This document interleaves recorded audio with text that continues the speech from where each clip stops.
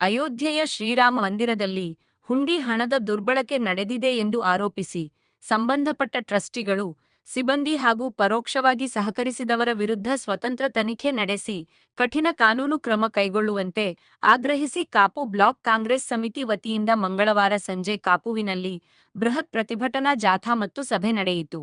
KPCC ಪ್ರಚಾರ ಸಮಿತಿ ರಾಜ್ಯಾಧ್ಯಕ್ಷ, ಮಾಜಿ ಸಚಿವ ವಿನಯ್ ಕುಮಾರ್ ಸೊರಕೆ ನೇತೃತ್ವದಲ್ಲಿ 1000ಕ್ಕೂ ಅಧಿಕ ಕಾಂಗ್ರೆಸ್ ಕಾರ್ಯಕರ್ತರು ಪೊಲೀಸ್ ವೃತ್ತ ನಿರೀಕ್ಷಕರ ಕಚೇರಿ ಮುಂಭಾಗದಿಂದ ಕಾಪುಪೇಟೆಯವರೆಗೆ ರಾಮ ದೇವರ ಭಜನೆ ಮತ್ತು ದೊಂದಿ ಬೆಳಕಿನ ಪ್ರದರ್ಶನದೊಂದಿಗೆ ಮೆರವಣಿಗೆ ನಡೆಸಿದರು.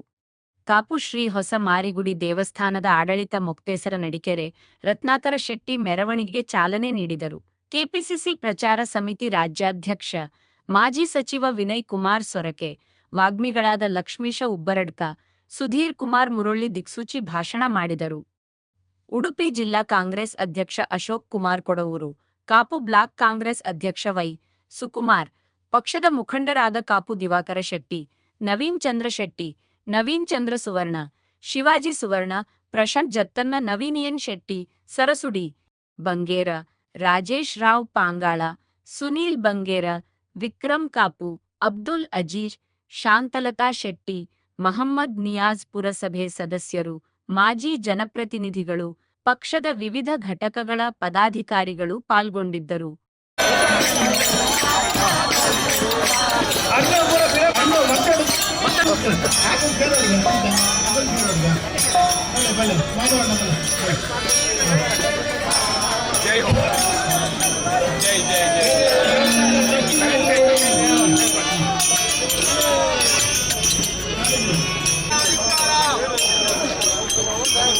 ಟ್ರಸ್ಟಿಗಳು ಜಾಥಾವನ್ನು ಉದ್ಘಾಟನೆ ಮಾಡ್ತಾ ಇದ್ದಾರೆ.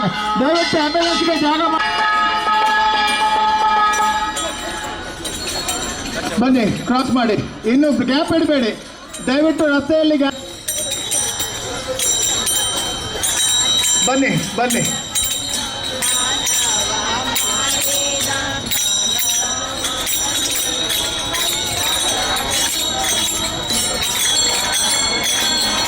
ಮೆರವಣಿಗೆ ಸರದಿಯನ್ನು ಬಿಟ್ಟು ಬದಿಯಲ್ಲಿ ಯಾರು ನಿಲ್ಲಬಾರದು. ಅಧಿಕಾರ ನಿಲ್ಲಬೇಕು. ಸರದಿಯ ಒಟ್ಟಿಗೆ ಬನ್ನಿ.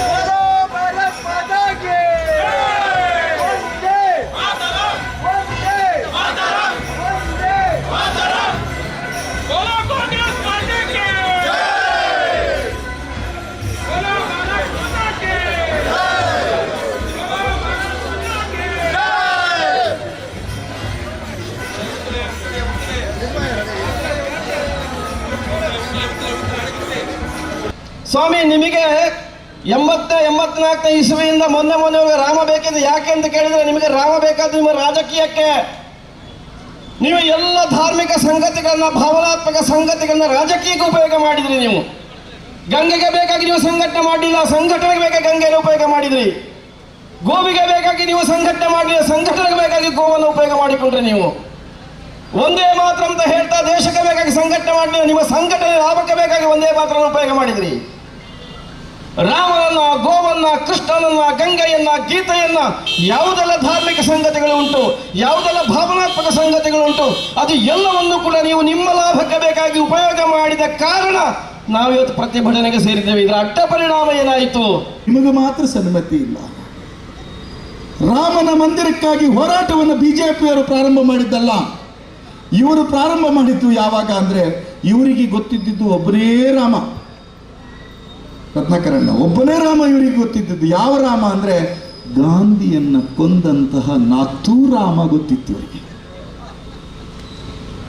ಗಾಂಧಿ ಪ್ರೇರಿತವಾದ ಹೋರಾಟವನ್ನು ಮಾಡಿದಿರ್ತಕ್ಕಂಥ ಕಾಂಗ್ರೆಸ್ಸಿಗೆ ಭಾರತೀಯರಿಗೆ ಮರ್ಯಾದ ಪುರುಷೋತ್ತಮ ರಾಮನ ಆದರ್ಶಗಳು ಗೊತ್ತಿತ್ತು. ಆ ಕಥೆಗಳನ್ನು ನಮ್ಮ ಬಾಲ್ಯದಿಂದ ನಮ್ಮ ಅಪ್ಪ ಅಮ್ಮ ಅಜ್ಜ ಅಜ್ಜಿ ನಮ್ಮನ್ನ ಎದೆಹಾಲನ್ನು ಉಣಿಸುವಾಗ ಅದನ್ನು ಕೇಳಿಸಿದ್ದಾರೆ ನಮಗೆ. ಇಡೀ ದೇಶಕ್ಕೆ ರಾಮಾಯಣದ ಒಂದು ಸಂಕಥನಗಳ ಅರ್ಥ ಆಗಬೇಕು ಅನ್ನುವ ಕಾರಣಕ್ಕಾಗಿ ರಾಜೀವ್ ಗಾಂಧಿ ಅವರ ನೇತೃತ್ವದಲ್ಲಿ ದೂರದರ್ಶನದ ಮುಖೇನ ರಾಮಾಯಣದ ಪ್ರಸಾರವನ್ನು ಮಾಡಿದವರು ನಾವು. ಯಾವ ಮುಸಲ್ಮಾನರು ವಿರೋಧ ಮಾಡಲಿಲ್ಲ. ರಾಮಾಯಣವನ್ನು ಯಾಕೆ ಪ್ರಸಾರ ಮಾಡ್ತೀರಿ ಅಂತ ರಾಜೀವ್ ಗಾಂಧಿ ಅವರನ್ನು ಪ್ರಶ್ನೆ ಮಾಡಿಲ್ಲ.